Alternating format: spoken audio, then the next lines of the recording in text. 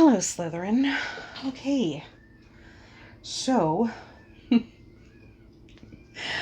I just finished the recording, and guess what? I wasn't recording. And this was such an excellent read, and it was the second time that I tried to do it. And I just feel like this message was so strong that I'm going to bypass the majority of the spiel of explaining everything. And I'm just going to dive right back into these cards because I just feel like it was too important for me to put them back in, reshuffle them, and start all over. I just feel like this was an important message for somebody. So let me take a sip of my wine because I'm trying to really not be upset right now. And yeah, so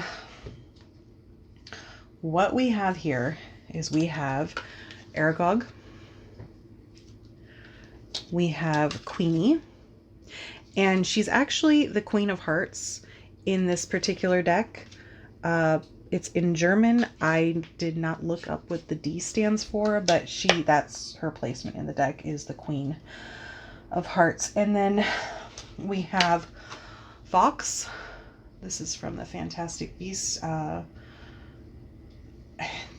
Okay, all of these cards that you see, there'll be a playlist listed down below in the description of the video if you want to see what cards I use in my deck, which is actually a big super deck.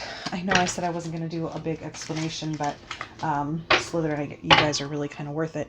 So this is actually how my deck looks. And the reason why I just pulled from two different sides is because I split it in half, and these cards were pulled from the left side. I pulled from the right side when I did Hufflepuffs, and for Slytherin, I pulled from the left. It's just what I decided to do today because trying to fully shuffle this big of a deck is just a bit much. So the cards were shuffled after I did Hufflepuff, and then I just randomly split them, and I pulled from the left. Anyways, and then, so you have Fox the Phoenix, and then here, this card is, it says Hogwarts, and it says Hogsmeade, and you have Hogwarts in the background, and you have the coaches. And this is actually one of the decks that I really love. This is a Harry Potter location deck. It's beautiful. I ended up using every single card in my super deck because they're just great. Like they just, even if they have repetitive images, like I think there's like maybe 7 Hogwarts images within the deck, none of them are the same, and each one hits differently. And then finally, from the Harry Potter Tarot deck, Helga Hufflepuff, the Ace of Discs, so the Ace of Pentacles. Okay, so this is probably going to be a lot quicker than the last one, provided I don't have any more interruptions. Okay, so what I got from this was that with Aragog, what I'm getting is, I don't want to lose the idea of what it was. With Aragog, he's got his hands, spider energy, right? Like hands in everything. What I'm getting from this is that there's a lot of choices to be made. There's a lot of things that are going on in your life. There's just all these things that you got your hands in, right? Like you're trying to do this, and you try and do this, and you're trying to do too much, okay? And the reason why I'm thinking that is because here you have a crossroads, okay? You can either go that way or you can go that way. And both Queenie and Helga are both facing to their left, okay? They're facing to their left, it's to our right, but they're looking that way, which on here is facing towards Hogsmeade. And so they're to me, they're away from Hogwarts, okay? What this was saying to me is Okay, so for Queenie, she's really good at reading minds, right? And I am not going to try to pronounce it because I tried earlier and I still couldn't, and I know I can't now. But it's that okay. So she's really good at reading minds. But I was wondering, like, are they able to know their own mind? Are they able to read their own minds? And all I can think is, for myself, being an empath, I know that sometimes it's really hard to separate what I'm feeling, like what are my feelings and what are everybody else's feelings. Like, I feel their feelings.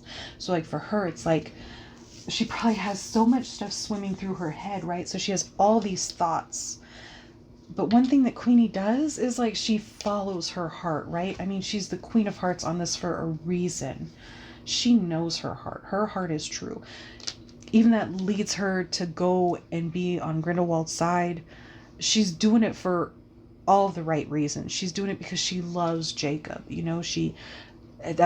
She's doing what the heart wants, she's following her heart. And then so what I'm getting from this, especially with Fox being in here, Fox came out in the Hufflepuff reading as well. And I just, in this reading, I just feel like it's different because I'm getting more of like, there needs to be this strength, this conviction of what your heart is telling you, that, your heart's going to be true, that's whatever of all of these choices that you have, follow the one that makes you feel something. Here's where I really get this.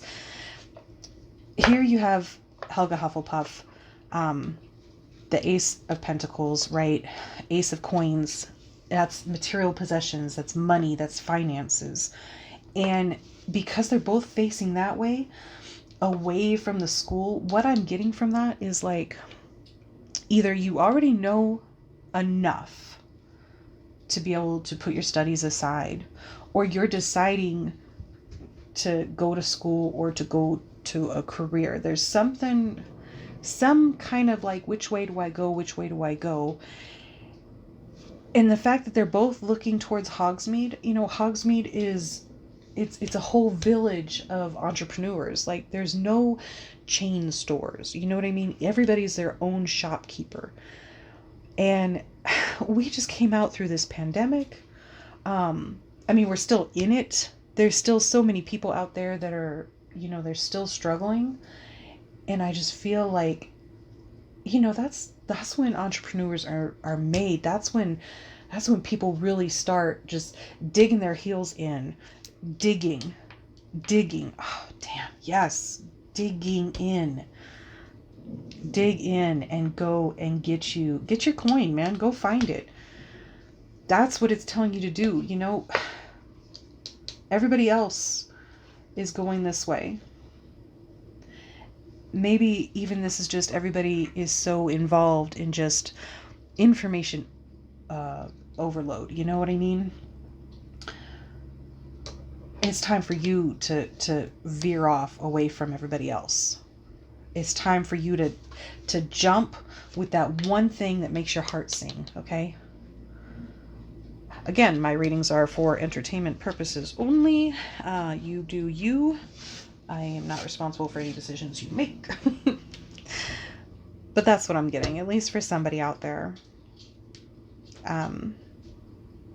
Yeah. Anyways, I decided only to do 4 cards and a clarifier this week because I really wanted to get back into this, but I also didn't want to overdo it. Because I want to come back next week again. I want to keep doing this. It was a rough year last year to start to channel the collective energy, which if any of you follow anybody online, I'm sure you'll have noticed that, yeah, for many of the card readers, it was very difficult. Not just card readers, but anybody with any kind of intuitive capabilities. Yeah, it was hard. I mean, hell, it was hard for everybody on every level.